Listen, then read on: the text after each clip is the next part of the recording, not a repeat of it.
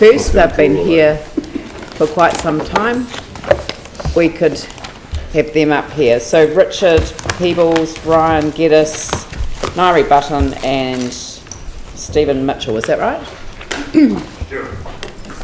Stuart. That's my eyesight. I should have put my glasses on. No, it's definitely the writing.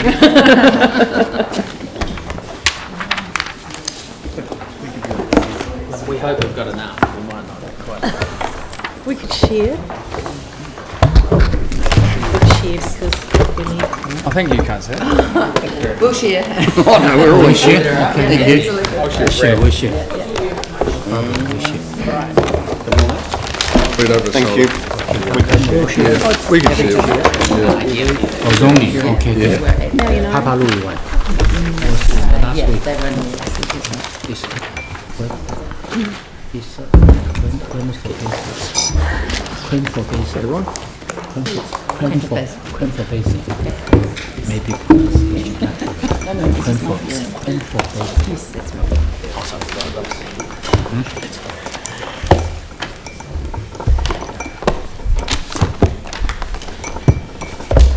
Is that working up on the screen? No.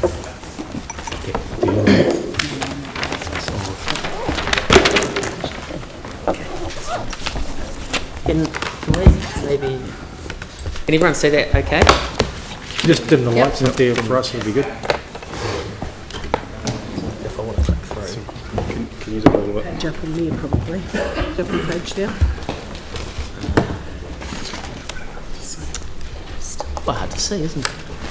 Alright. That goes right to the end. Now we're right. Okay. Thank you very much for the opportunity to speak today. For the Grasmere Street owners and Basin. We've got a presentation that we'd just like to understand, get you councillors to understand obviously where we've been and paths forward on the way that Grasmere can be changed from its current wasteland environment to the residential environment that it is surrounded by. If we, just to bring you up to speed with the location, this is the location of the site. It's 200 metres from Northlands Mall. It's 3.7 kilometres from Cathedral Square and the Canterbury University. It has parks, schools, amenity all the way around it. I think we all know about the built infrastructure around it. Proposed right on the bordering of Stuart's site, there's actually medium density proposed by council through the last review. Cycleway runs right past its gate, bus route goes past its gate, and the site is ready for developed. You've got people ready to develop it. It's 1.5 kilometres to Maryvale Mall, which there is no other large piece of land that close to the city to help regenerate Christchurch. The history of the site, there's been a long process since 2008 when the submissions for PC1 were put in, and it's been in and out. The commissioner in PC1 agreed and stated that there is no other site that is more development ready than this site, with infrastructure in line with council and regional councils' plans to use the existing infrastructure as opposed to building on greenfield sites. As you're looking through here, it was within PC1 and it got included, and then council appealed it. We understand why. There was the stormwater issues and the motorway issues. So both of those two issues now have been sorted too, and then what happened, obviously it got included in the LERP. Jerry took it out of the LERP. So it's been quite a roller coaster ride for the owners within the Grasmere area, and as we've gone through, we've then been to a mediation this year, the end of last year. We went to the mediation, and within the mediation councillor planners agreed that it should be rezoned. We went through a number of issues that were perceived with the site. They've all been counteracted, and then we got declined at that point as well because of a higher order document, the LERP, which now has been changed. The LERP has been made indicative only, so the LERP map has been changed to be indicative only, which means that there is the opportunity now that there can be a plan change being led through. So it's not a cold, hard line that it previously used to be. If we go through to the next one, so this is from the mediation that we had, and within the mediation, I'm just trying to get this bigger if I can. If you push control minus, you'll get the strings. Go down the bottom to, Control minus will let you do the same thing. Toolbox at the top. Destroy that whole bloody thing. It didn't. There you go. Order So of we the screen. yeah, okay, that's better. We'll So go- at least now I can And see. then hit we the, could go to the view, and then go to the the view top. document at the view at the top, and or Next to the slideshow. next to the X. No. Yeah, just so it down. takes up the whole screen. No. What you need is to get rid of the screen. If you go up to the top next to the X. Put it that's as a hit that. slideshow, or is And it? And then just control minus to get it. Oh, it's a PDF. It's not. It a is a PDF, slideshow. yeah. Okay. Control Alright. minus will bring it back in the screen. Control minus. Format. Is that one? Yeah. We've all got copies in front of us. Okay, so you can go through anyway, as long as you can understand. So the mediation that we had with the council planners and the commissioner, we all parties agreed in principle the merits of rezoning the land. The parties accepted that the LERP and the RPS needed to change. The parties agreed that Cranford Basin can be distinguished differently to other parcels of land around the urban boundaries that aren't included within that map, and the parties recognised that that the subdivision is possible to go. So the actions from that mediation, and it would be interesting to understand whether that has happened or not, were the councils were going to undertake the water modelling to make sure that the site could get water well enough, and then obviously the council planners were presenting to you, the councillors, on the merits of getting it rezoned and to get money allocated for this coming financial year. Christchurch City Council history with the site. Christchurch City Council has submitted twice on various processes. Your proposed plan. In the proposed plan, in the LERP, they've submitted twice for it to be rezoned. The full Section 32 report, which is the costly report, there's been hundreds of thousands of dollars spent on this by council. And further reports were undertaken at the start of this year, which concluded the site was development ready. And acknowledging that all the previous constraints that were with the site have now been fixed. So what needs to happen now is council needs to allocate funds to the site, and that the great thing is the Section 32 report has been done, which is the costly part of any rezoning of any land, and it's been done and it's been paid for. So the process from here, from a monetary point of view, should be relatively straightforward.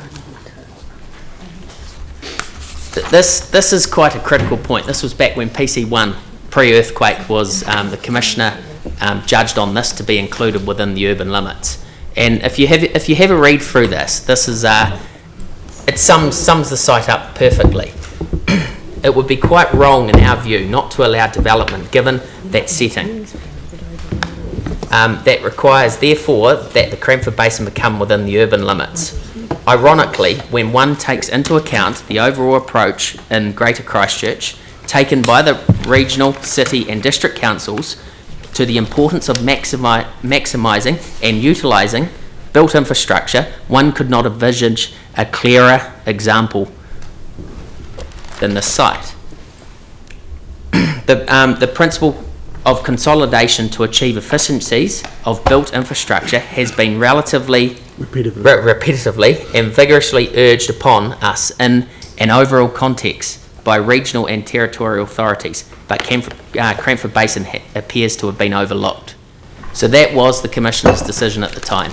Obviously there was issues at the time why council had opposed that, but they have all been now fixed. I'm worried that you're going to run out of time. I'll go there is quick. absolutely nothing in here that anyone disagrees with. Yep. The only issue is the whether you go down the route, and the one thing I don't know, and be really helpful if I could understand, is whether the regeneration planning process, because it's all about hierarchy of documents. Yep. So, we need to change the RPS. So, as you rightly say, the LURP has become more facilitative in that regard than it was before. So we were stuck between a rock and a hard place, and that's the only reason that it didn't proceed through the independent hearings panel. So, and as you say, we've done all of the work, it's all set to go. Every reason that was standing in the way of it going into PC1 in the first place has been removed. So all the constraints have gone.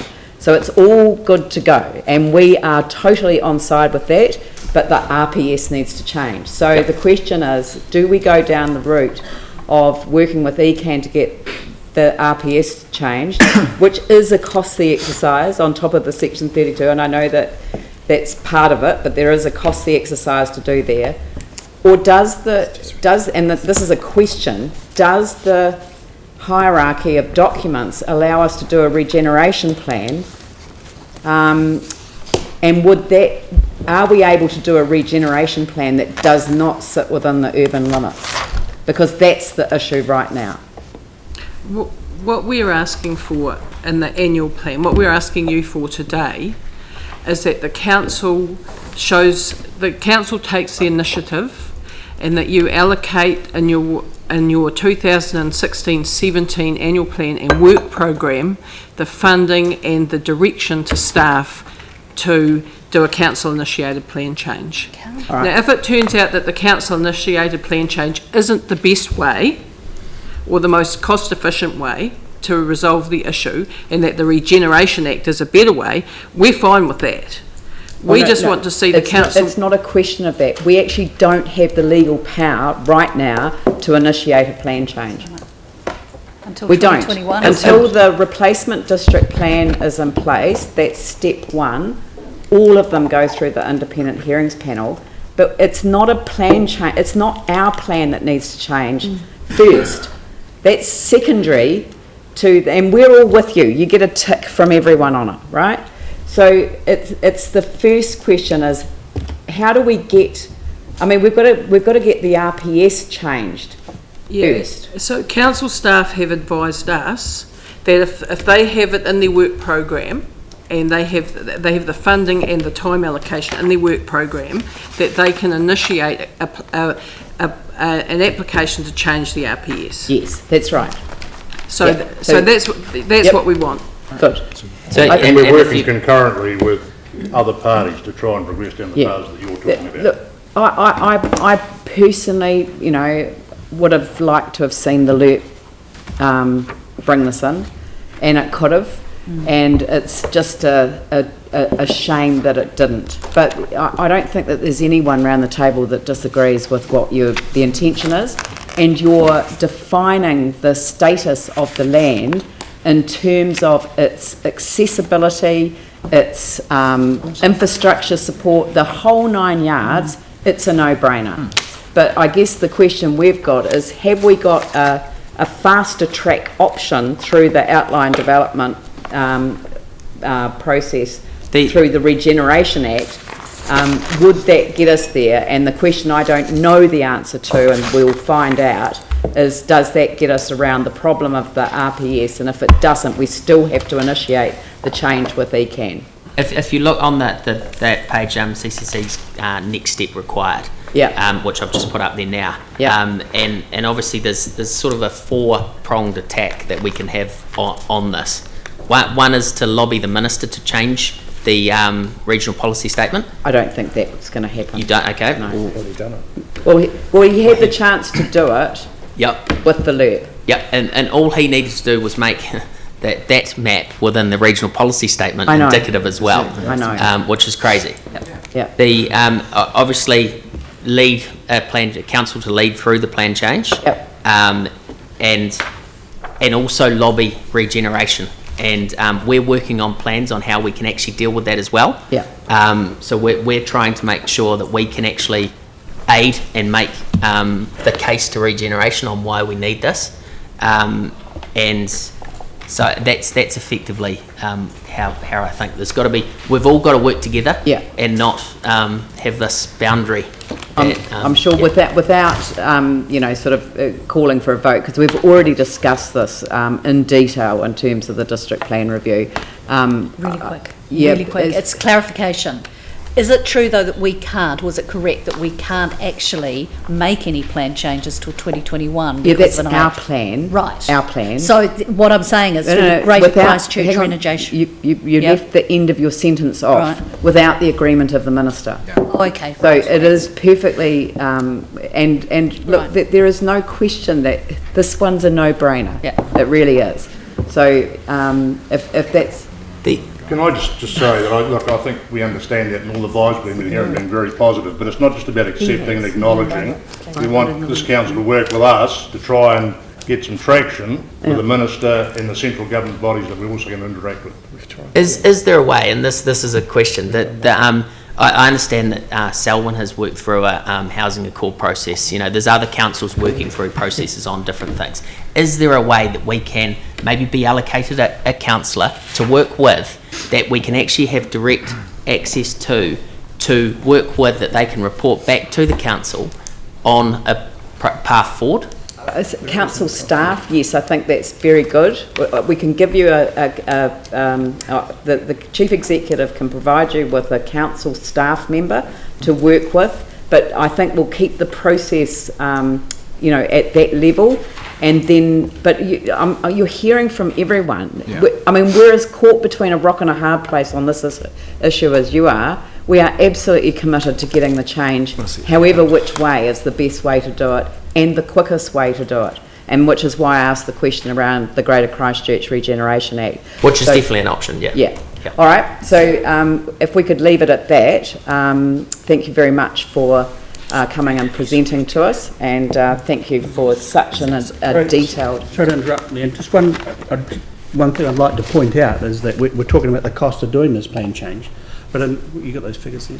The fact is, that the land's ready for development, the infrastructure doesn't need to be built. So I think there's something like, if you get 2,000 homes, you're talking about 36 million of development contributions and annual rates of 4 to 5 million. Absolutely. So it's not a cost we're talking about. No. But there is an amount we have to put on the budget in order to facilitate the change to the regional policy statement. So, and obviously we're very passionate about the central city as well. Yeah. Richard and I do in my job as well. I know. And getting more people within this council as opposed to going to Waimak, Selwyn, you're on a winner with me. I think there's been something like 40,000 homes. No, 17,000 new homes been built since the quake. 44% of them have been done by Selwyn and Waimak. Right. But which is why I wouldn't get too excited about freeing up the regional policy statement and making it indicative only, because that will build more houses on the outskirts than it will in these infill areas. So you've got to think about it in the whole of the situation. So, but in terms of the annual plan today, what we're here for today, we'd really like an assurance that... we're not going to give you an assurance here. We've heard your submission, and you've heard that there is support for getting there. How we get there is now up to the council to make the decision. Thank you. Thank you. Right, so could we... Pam, you've come back to make an individual submission, and David and Victoria here as well. I don't know whether you all want to come and sit up together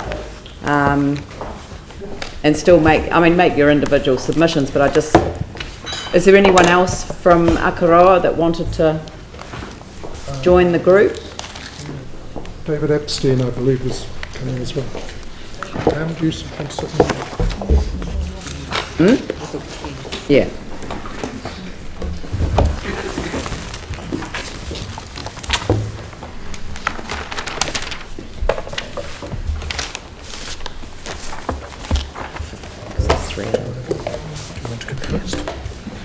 Okay, right. Well, I've been given the opportunity to go first, but just to remind you what I am today, I'm a sheep farmer today. So there we are. I've got my sheep with me today, rather than my hat.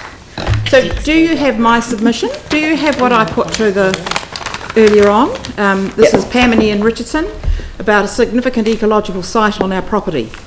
What number's the submission? It's on page 829. So what's the time up there? I don't like the look of that. Page 829. For the three.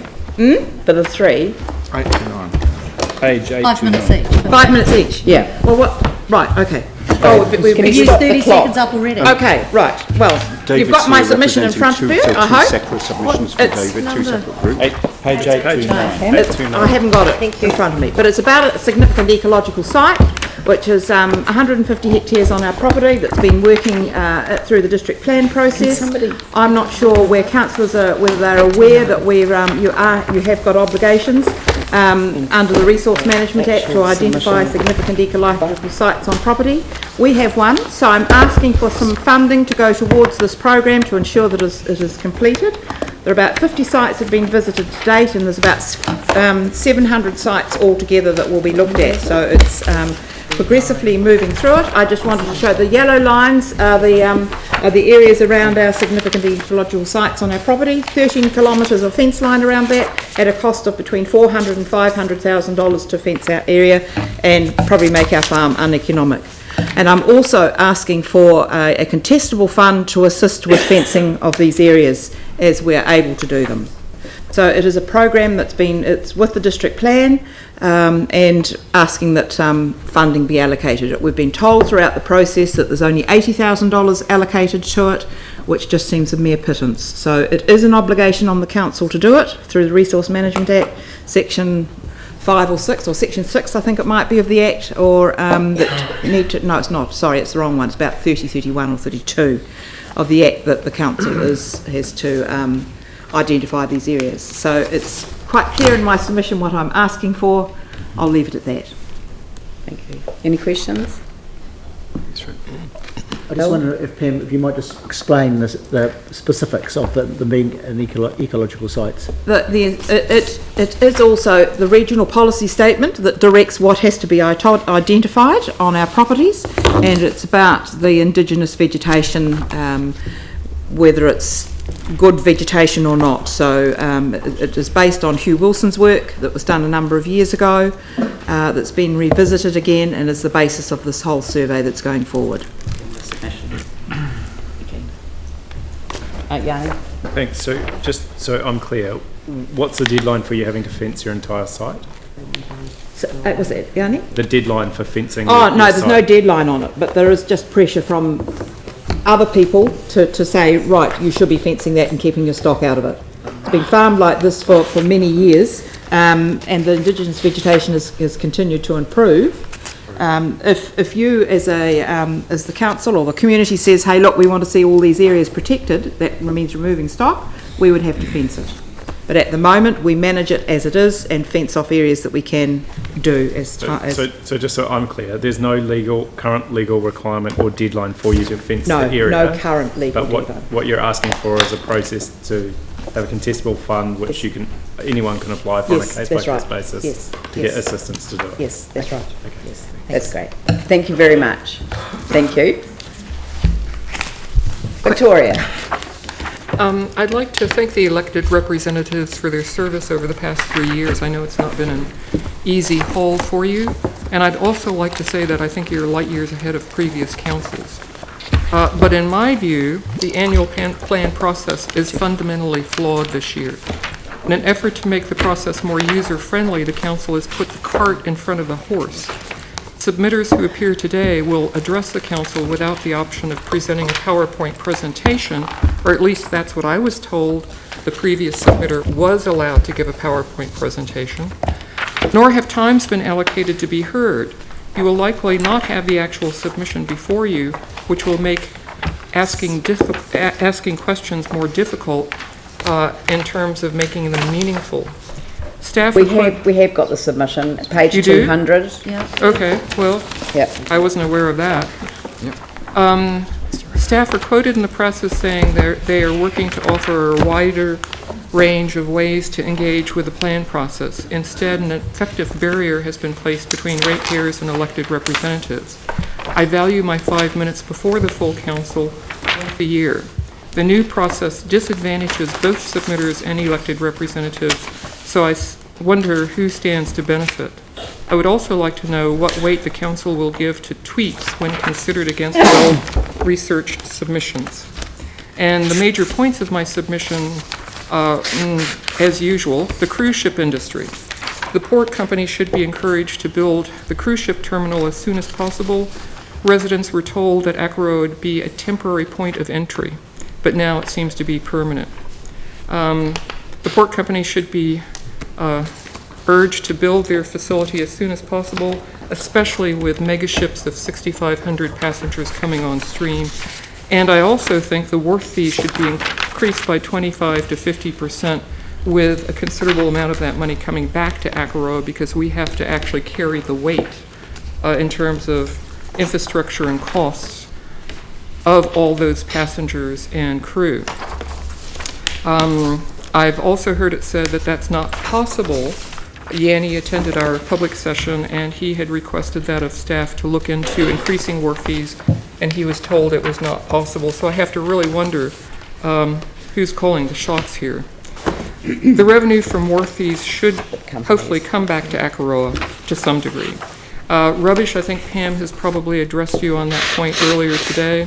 The small green rubbish bins were installed in 2000, and they're no longer adequate in terms of coping with the number of visitors that we now have.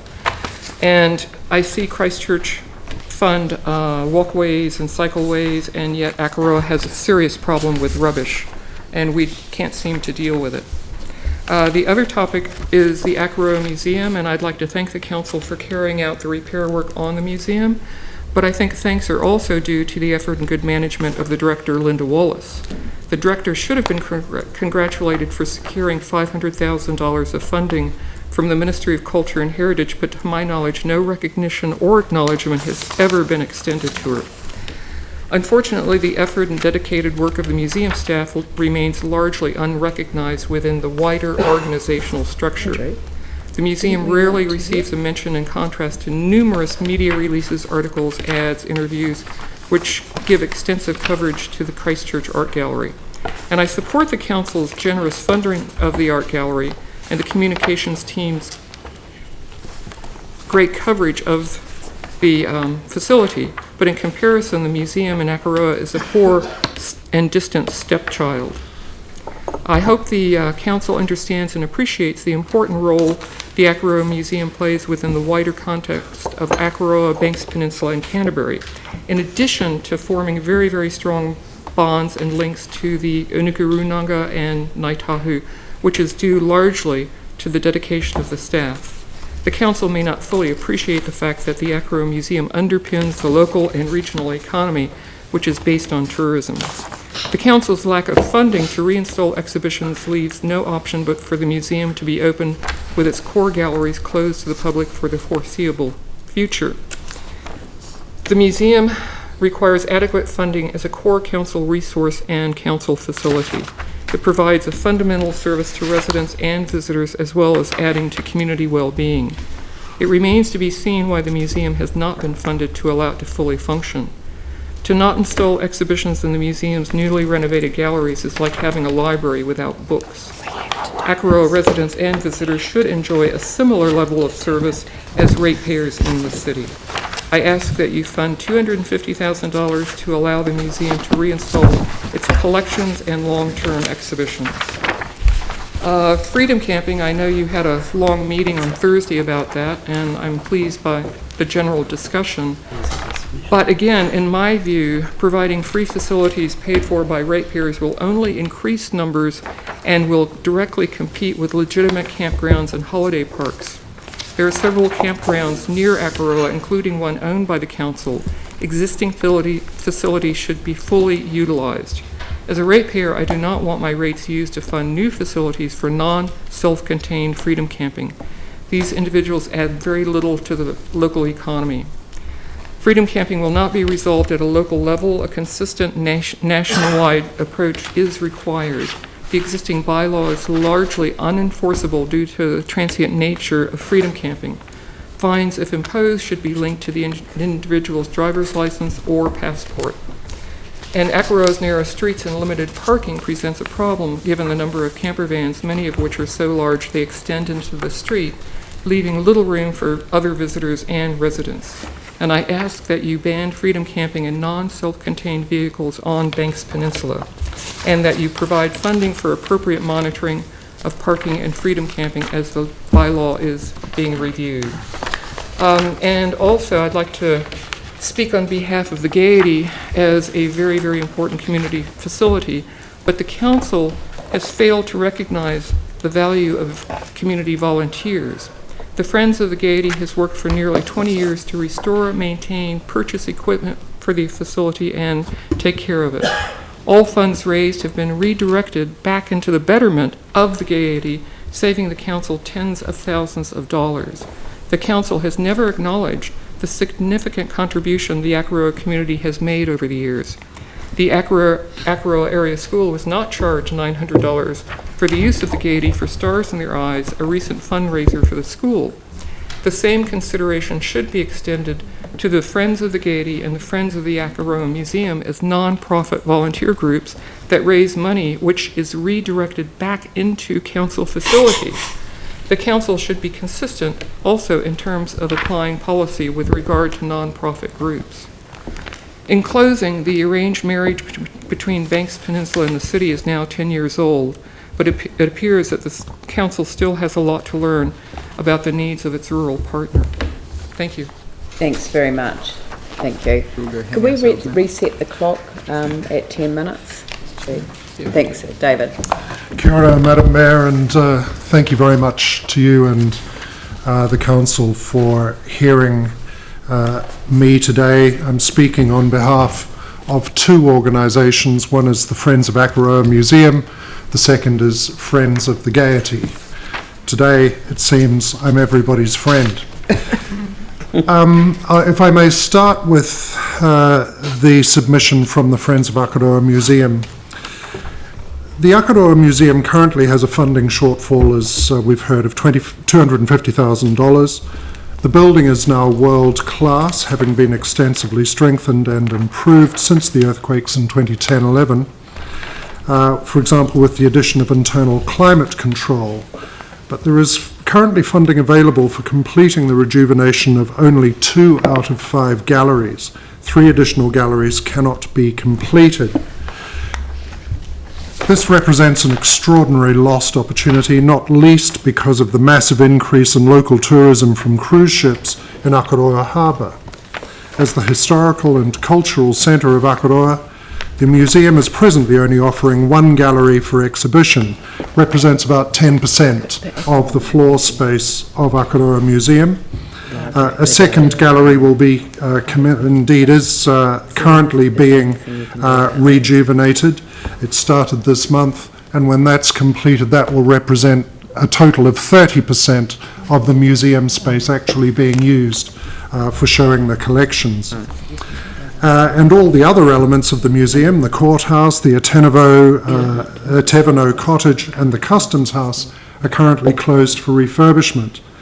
Almost the entire museum collection is now in storage. In fact, out of 20,000 objects in the museum collection, currently there are 2 on show in the Menzies exhibit, which was opened recently. Accordingly, the community and visitors are being denied access to Banks Peninsula's heritage. Having experienced significant opportunity costs in strengthening the building, it seemed senseless for the council not to finish the job, particularly as the financial cost of doing so is relatively modest. No funding has been forthcoming from the management arm overseeing the Akaroa Museum, that is the Christchurch Art Gallery.